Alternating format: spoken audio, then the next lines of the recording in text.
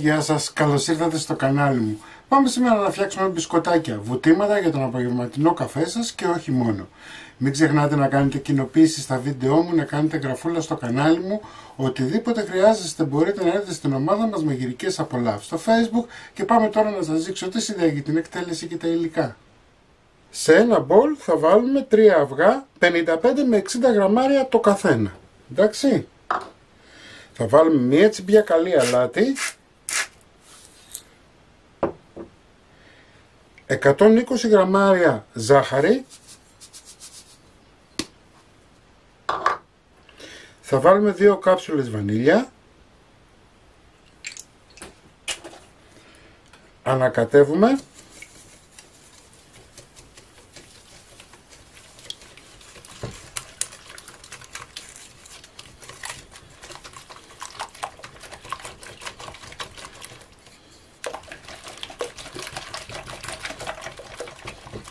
εδώ έχω λιώσει βούτυρο ή μαργαρίνη, μπορείτε να βάλετε είτε το ένα είτε το άλλο.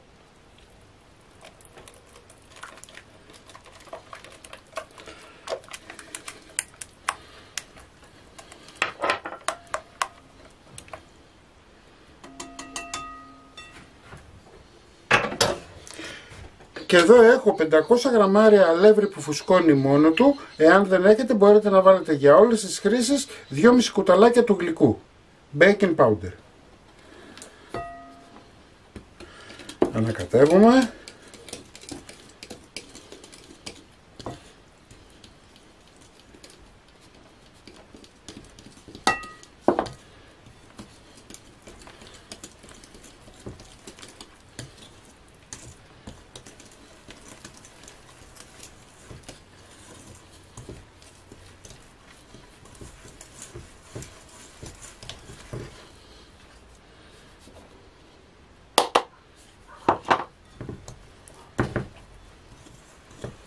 Ανακατεύουμε καλά να ομογενοποιηθούν τα υλικά μας όλα.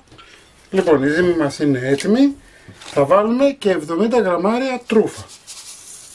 Έτσι, μπορείτε να βάλετε και 80 και 90 γραμμάρια. Εγώ έχω επιλέξει να βάλω 70 γραμμάρια. Ενσωματώνουμε και αφήνουμε τη ζύμη μας να ξεκουραστεί για ένα τεταρτάκι. Εντάξει, πάντα τη ζύμη ξεκουράζουμε. Οπότε έχουμε 3 αυγά, 120 γραμμάρια ζάχαρη, 150 γραμμάρια βούτυρο, 500 γραμμάρια αλεύρι που φουσκώνει μόνο του, έτσι, βανίλια και αλάτι.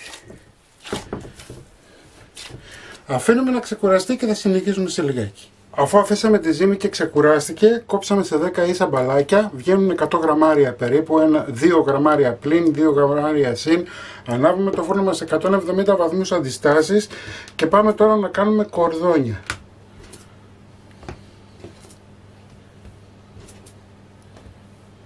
Ο λόγος που τα έκοψα σε μπαλάκια είναι για να μπορέσω να έχω ένα ίδιο αποτέλεσμα για όλα τα μπισκοτάκια μου.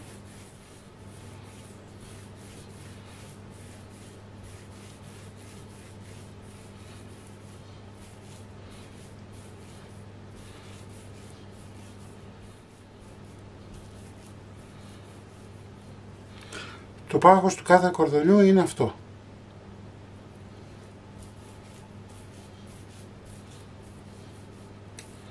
Λοιπόν, αφήνουμε αυτό στην άκρη.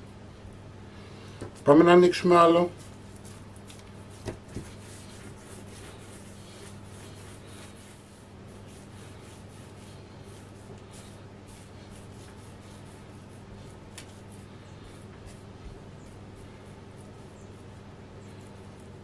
Τα βάζουμε να είναι στην ίδια σειρά Βλέπετε. Ανοίξαμε τα πρώτα 5 κορδόνια, πάμε τώρα να κόψουμε.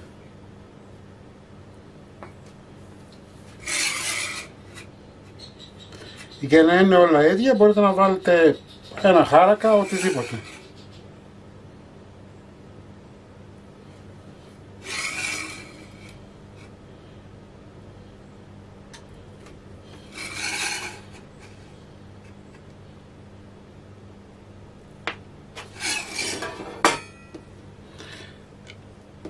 Αυτά τα μικρά που περισσέψανε θα τα κάνουμε ένα κλουράκι μετά. Λοιπόν, βλέπετε, τώρα έχουμε ίδια κομματάκια.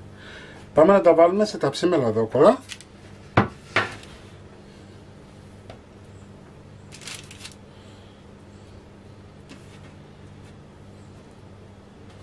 Και εφόσον προθερμανθεί ο φούρνος, θα ψήσουμε μέχρι να πάρουν ένα ωραίο χρώμα. Τα μπισκοτάκια μας είναι έτοιμα. Έτσι. Θα τα αφήσετε να κρυώσουν καλά για να τους βάλουμε και λίγη σοκολάτα να γίνουν πιο νόστιμα ακόμα. Λοιπόν, κρυώσανε καλά τα μπισκότα μας. Εδώ έχω ψιλοκόψει 200 γραμμάρια σοκολάτα κουβερτούρα γάλακτος. Θα βάλω 2 κουταλιές της σούπας σπορέλαιο. Θα κλείσω με μεμβράνη και θα τη λιώσω στα μικροκύματα. Εάν σε περίπτωση δεν έχετε φούρνο μικροκυμάτων, μπορείτε να το κάνετε σε μπεν μαρί. Εντάξει. Λιώσαμε τη σοκολάτα και πάμε τώρα.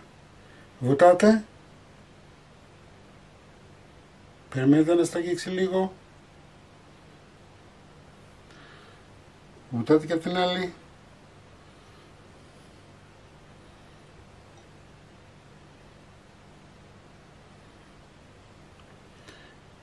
Και ακουμπάτε σε λαδόκολλα για να στεγνώσει. Εντάξει. Θα σας δείξω άλλο ένα.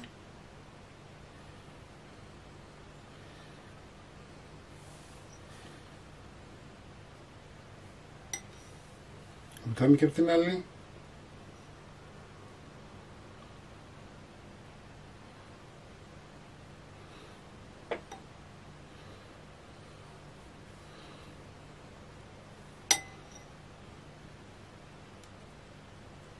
Κατά αυτόν τον τρόπο θα κάνω και όλα τα υπόλοιπα. Έτσι να σας δείξω εδώ. Βλέπετε. Τα έχω βάλει σε λαδόκολλα.